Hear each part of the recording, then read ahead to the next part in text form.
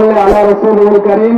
আম্মা বাদ, বক্তব্য লম্বা করার সুযোগ নেই, একটা কথাই বলি, নারী নীতিমালা, এই যে কমিশনের মহিলারা নারী নীতিমালার আবেদন করেছে, আমি মনে করি এরা ফ্যাসিস্ট হাসিনার দোসর।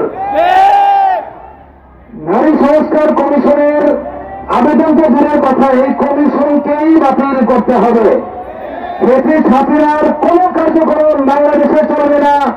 আগামী দিনের আন্দোলন হবে ফ্যাসিস্ট হাসিনার বিরুদ্ধে, তাদের সকল কার্যক্রম বাংলাদেশে নিষিদ্ধ করতে হবে। সংক্ষিপ্ত বক্তব্য এখানে শেষ করতে নাসরুল্লাহ প্রদান করে।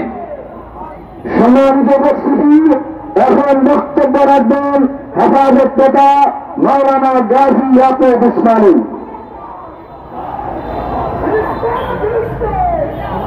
হেফাজতুল ইসলাম পল্টন কর্তৃক আয়োজিত আজকের সংক্ষিপ্ত সমাবেশ ও বিক্ষোভ মিছিলের সংগ্রামী সভাপতি, কেন্দ্রীয় নেতৃবৃন্দ, বিক্ষিপ্ত জনতা, নারী কমিশন কর্তৃক যে সংস্কার প্রস্তাবনা পেশ করেছে তার ব্যাপার আমার কোনো কথা নেই।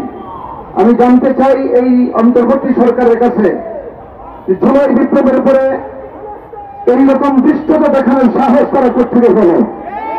আমরা পরিষ্কার দেখতেহীন ভাষায় বলতে চাই যে সংস্কার প্রস্তাবনার সত্য ক্যান্সেল করবেনই।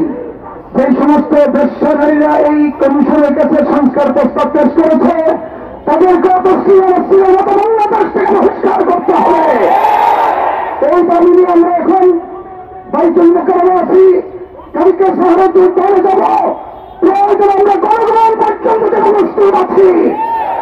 সর্বশেষ কথা, ভারতের মোদী সরকার যে গণহত্যা মুসলমানদের উপর ধারাবাহিক চালিয়ে যাচ্ছে, সরকারকে বলতে রাষ্ট্রীয় আদালতের প্রতিবাদ করেন। আমি আপনাদেরকে জিজ্ঞাসা করি, যদি হিন্দের যদি দেখা গেছে আমরা কি অত্যন্ত প্রস্তুত আছি ইনশাআল্লাহ? আল্লাহ তৌফিক দান করুন।